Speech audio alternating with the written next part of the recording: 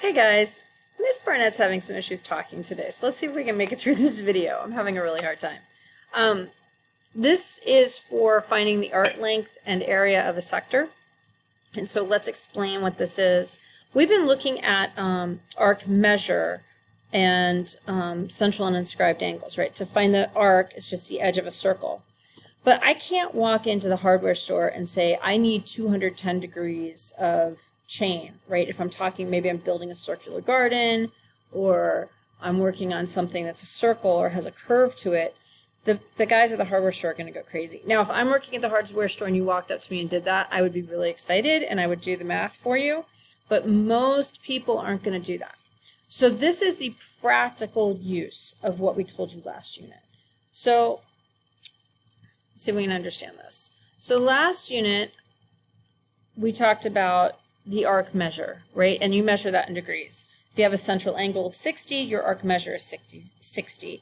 Well, that doesn't work if you're trying to communicate to someone how much you actually need or how long it actually is. So today we're going to learn how to convert our degree measurement into a length. So an arc measure is in degrees. If you need the length, you need to convert it to arc length. That's all we're doing. We're taking a number we already know how to find, and we're converting it into a length that can be communicated to anybody. And here's the formula right here. Your central angle times 2 pi r divided by 360 will give you the length of your arc, okay? So let's look at this one right here. I'm telling you that this angle, the central angle, is 135 degrees. So I know my arc measurement is 135 degrees. And this is what I mean to tell you. If I walk into the hardware store and say, I need 135 degrees worth of fencing, they're going to look at you like you're bat crazy, okay? So we need to find a way to convert this so I can walk in there and say I need a certain amount of fencing, right? So let's look at this. Now we need to find this. So what we're going to do, we determine what our central angle is. It's 135. We determine our radius is 9. Now all we have to do is substitution. So where it says central angle, I'm going to put in 135. Where it says R, I'm going to put in 9. So look at that. I just substitute. My central angle goes in here. My radius goes in here. I get my answer.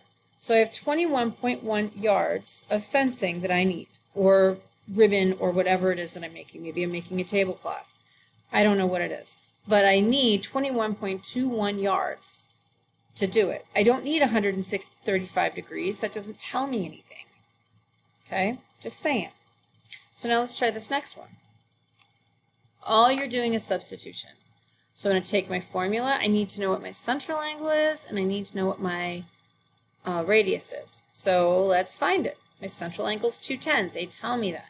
My radius is 13. They tell me that. So I just plug my numbers into my formula. For the central angle, I put in 210. For the radius, I put in 13.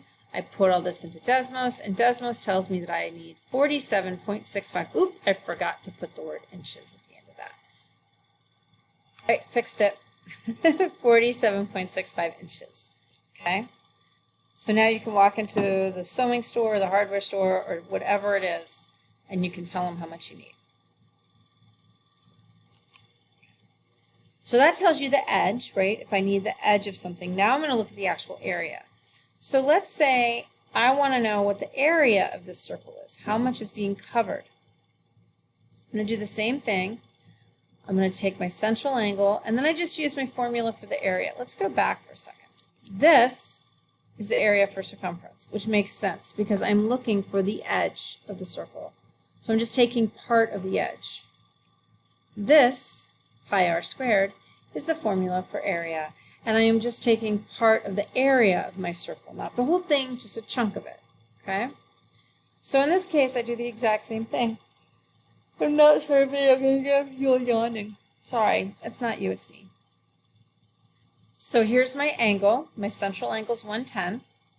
My radius, gosh darn it, I hit the wrong button, sorry, is 12.8.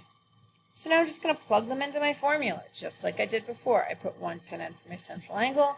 I put R is 12.8 in for my radius. Remember, we're using a different formula because we're finding the area, okay? If you're finding the arc length, that's like finding part of the circumference, so you use 2 pi r. If you're finding the area of a sector, that's the area right? That's part of the circle. So you're finding part of the area of a circle. So I'm going to use pi r squared. When I put my numbers in, I substitute, put them in Desmos. I get 157.8 millimeters squared. And the reason I do that is because, do you see how my length is squared? So that's how the little square ends up there. That's a science thing. Okay. Next one. Find the area of a sector. I'm looking for the area, so I know I'm going to use the pi r squared. I don't want the whole thing, I just want part of it. So I know my central angle is 60. My arc right here is 60. So I'm going to put 60 in for my central angle. I'm going to put 8 in for my radius. I'm going to type that into Desmos, and I'm going to get 33.51 inches squared. Oh, okay. But, oh my gosh, I am so sorry, guys. I would redo this, but it's taken me a while. I don't know why I'm so tired. It's taken me a while to record it without stuttering for the first 30 seconds, so we're running with this one. All right, find the area of a sector. But wait, there are 2 of them. Don't forget that. So same rule applies though, right? I'm finding the area, so I'm going to use pi r squared. I'm only finding part of the area, so I'm going to find my central angle. Well, wait a second. This is 128. I need my central angle. What do I know about AD? It's not letting me put this on. There we go. AD is 180 degrees because ACD, the line or the chord AD, is a diameter. See what I mean about the blah, blah problem today? AD is a diameter. I know that a diameter cuts it in half, so this is 180 degrees. So what I do is I take the 180, I subtract the 128 to find what's shaded, and that's 52. So now I know that my central angle is 52, my radius is 8, because that's what they tell me, and that's what I'm going to plug in. So I put 52 times pi r squared, I put the 8 in for r, and that's 29.04. But that's not my answer. There's more. Look at this. That only covers this section right here. I have an identical section over here. So I need to figure out what this whole thing is total. So if one of these is 29.04, can't I just multiply it by 2? Because there are 2 of them. So they're identical sections. There are 2 of them. So I multiply the 29.04 by 2, and I get 58.08 centimeters squared. Oh, okay. Now if I wanted to find the area of the white part, I would just not have to calculate the 52, right?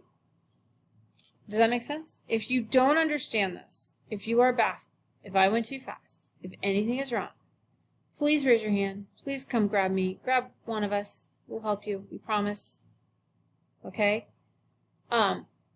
After this, you have a math space to do. Oh, no. You have a piece of paper. You have a practice paper to do. I apologize. Misinformation.